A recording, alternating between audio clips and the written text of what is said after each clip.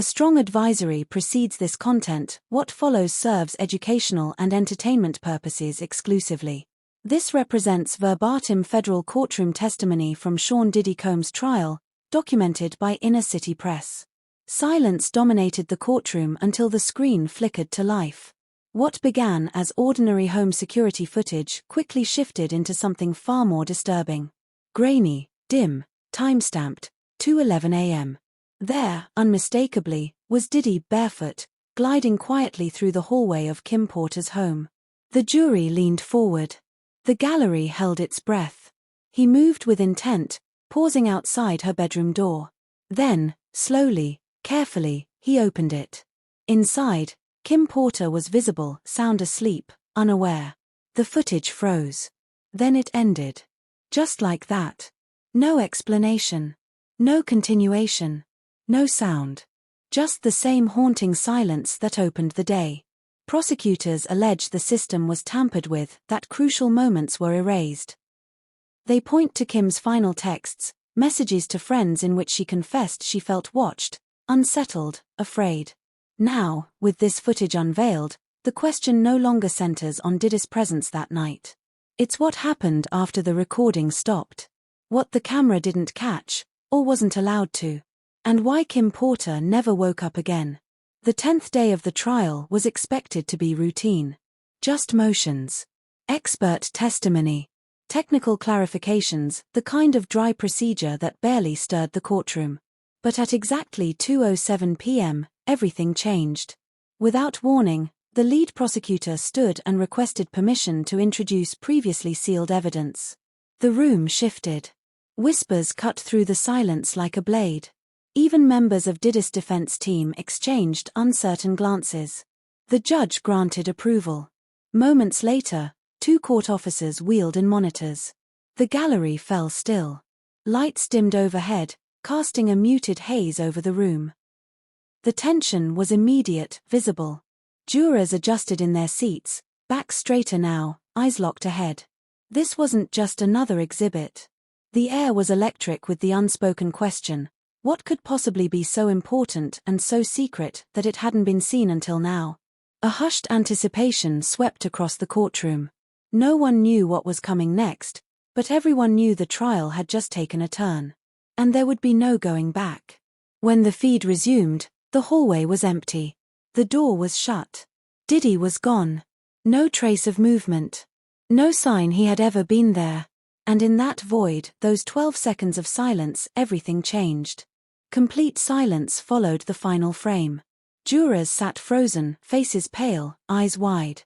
Some leaned back, others forward, but none looked away. Their shock was palpable. In the gallery, reporters scribbled furiously, pens racing across notepads without once leaving the screen. No one dared blink. At the defense table, Diddy leaned in close to his attorney, whispering rapidly. His eyes darted from the jury to the monitors and back again, restless, alert, unspoken questions racing behind them. Still, the prosecution said nothing. They let the silence breathe. Let the weight of the footage settle into every corner of the courtroom. Then finally, deliberately, the lead prosecutor stepped forward. "Ladies and gentlemen," he began, his voice firm but measured, "this recording occurred 3 nights before Miss Porter's death in that very home." He paused, let the timestamp burn in everyone's mind. "This timestamp verified video," he continued, "sealed until now due to strict chain of custody protocols, represents the moment this trial evolved beyond speculation." A beat passed. "This," he said, turning toward the jury, "is evidence. Kim Porter wasn't just Diddy's former girlfriend. She was the mother of 3 of his children, a trusted confidant. And, some say, a woman who may have known too much. For nearly 2 decades, Kim stood inside the heart of Diddy's empire, witnessing everything. The record deals. The inner circle meetings. The private parties that never made headlines. She saw it all. But in the weeks leading up to her death, something changed. Friends described her as anxious, restless, paranoid. She began looking over her shoulder, canceling plans, making vague, unsettling comments. One friend claims she said, "If I ever tell the full story, none of them survive." That statement now echoes through this courtroom. And then came the journal. Presented as evidence, a worn black notebook. Inside, a handwritten entry dated October 2018, just weeks before her death. They think I'll stay quiet forever, but I'm tired. If something happens to me, it wasn't an accident. The words are chilling. And now, they've become the heartbeat of a case that's no longer just about what happened, but why it may have happened at all. In the final weeks of her life, Kim Porter was preparing to speak. Not to the tabloids. Not through whispers. But publicly and with purpose. Evidence presented in court revealed that Kim had recently contacted an investigative journalist. In a sealed deposition, that journalist confirmed what many had only suspected: Kim was preparing to go public. She had documents, dates, names, stories, accounts of what really happened behind the locked doors of Diddy's inner world. Years of secrets, ready to be laid bare. The prosecution then introduced another layer: text messages from Kim's phone. She'd been in touch with attorneys. Not for a lawsuit. For a memoir. One message read, "I don't want revenge. I just want the truth out before it's too late." It wasn't a threat. It was a warning. Kim wasn't chasing scandal. She was chasing clarity. Closure. Control over her own narrative. But before she could publish a word, her voice was silenced. Now, those messages speak in her place. And they're impossible to ignore. The prosecution laid out the timeline with precision.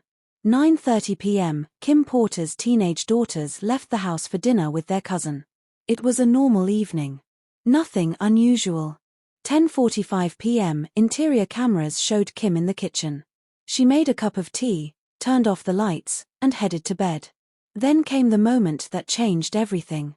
2:11 a.m., surveillance footage captured a figure slipping through the side entrance. It was Diddy. There was no sound. No doorbell. No call. No warning. What drew the courtroom's attention wasn't just his presence, but how he entered. The home's main security system never triggered. The front door camera recorded nothing. The only point of access: a side door, one that required a personal override code. A code Diddy had used in the past. But this time, prosecutors argued, was different. No announcement. No permission. Just silence. And a calculated entry into the home of a woman who'd recently expressed fear for her life. The timeline was no longer just a sequence of events. It was a map of intention. And it led straight to 2:11 a.m. The 12-second blackout wasn't a glitch. It was deliberate. A digital forensics expert took the stand, and what he revealed shifted the entire tone of the trial. This wasn't a power surge. Not a corrupted file. It was a manual interruption, remote system access that targeted one specific camera feed, the hallway outside Kim Porter's bedroom at 2:11 a.m. According to back-end server logs, a login occurred at exactly 2:14 and 39 seconds a.m. The credentials used were secure. No brute force. No failed attempts. No tampering. But the IP address? Untraceable. Masked through multiple proxies. The expert narrowed the list of possible culprits to just 3. Only 3 individuals had root access to the system. Kim Porter, her head of security, and Sean Diddy Combs. No other logins. No signs of hacking. No outside breach.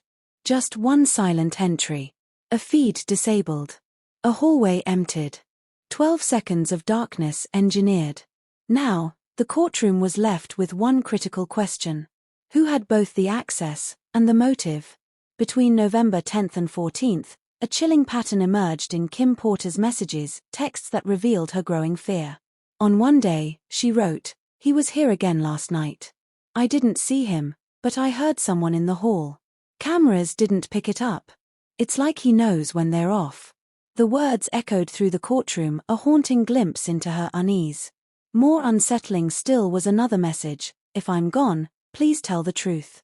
I'm done covering for him." Her desperation was palpable.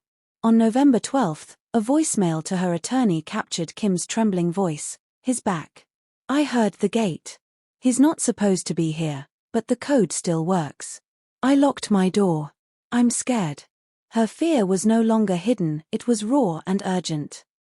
Then, just 1 minute before the surveillance footage began at 2:10 a.m., Kim sent a final, frantic text to her cousin, "I think he's in the house." That message was never opened. A silent plea lost in the night. Now, those words linger, haunting the trial. Because in her last hours, Kim Porter knew. She knew something was terribly wrong. And she wasn't safe. An independent forensic pathologist cast doubt on the official cause of Kim Porter's death. Dr. Helen Mahoney carefully reviewed the case files and found glaring inconsistencies in the timeline. The ruling of pneumonia, she argued, didn't tell the whole story. Her analysis revealed elevated levels of sedatives in Kim's system. But these weren't the typical sleep medications. They resembled the kind of drugs used to prepare a patient for surgery, powerful, precise, and deliberate. The implications were staggering. Suspicious enough that a second toxicology report was ordered to clarify the truth. But then, just hours later, that report was mysteriously cancelled. The cancellation came swiftly, within 24 hours, before Kim's funeral had passed, before the media frenzy began to fade. Why? The abrupt halt raised more questions than answers. Who intervened? And what were they trying to hide? Dr. Mahoney's testimony didn't just challenge a medical conclusion. It ignited a firestorm of doubt around the entire investigation. And in the courtroom, those doubts have only grown louder. The most devastating piece of evidence came not from witnesses, nor from surveillance, but from Kim Porter's own laptop. An unsent email draft, saved but never sent, titled "What I Know About Puff," dated November 11, 2018. The words inside pierced through the courtroom like a silent scream. It began, "This is the truth. I'm tired of carrying it. If you're reading this, it means something happened to me or I decided to stop protecting him." A confession. A warning. A final testament. The message concluded with a haunting revelation. "He used to tell me, 'No one will believe you. I own the narrative. But now I want people to know I tried. I spoke up.' And the chilling last line. 'If I end up gone, I didn't go willingly.' Those words now echo beyond the screen, beyond the trial. They speak for Kim, telling a story she never got to finish. A story of fear, of courage, and of a truth that refused to be silenced. This trial didn't stay in the realm of general abuse allegations for long. It evolved, transformed into something far darker, far more sinister. The lead prosecutor made it clear, this isn't a murder trial, not yet. But what we're examining here goes beyond one night or one incident. It's about pattern, power, and silence. Kim Porter was silenced. Those words settled over the courtroom like a weight. What had started as whispered rumors and vague accusations had crystallized into a chilling, documented timeline. One that suggested Kim Porter's death was not a tragic accident. Not an unfortunate coincidence. But a calculated action. A deliberate silencing. The atmosphere in the courtroom shifted. The energy changed. Where once there was controlled confidence, there was now tension, uncertainty. For the first time in this trial, Sean Diddy Combs appeared rattled.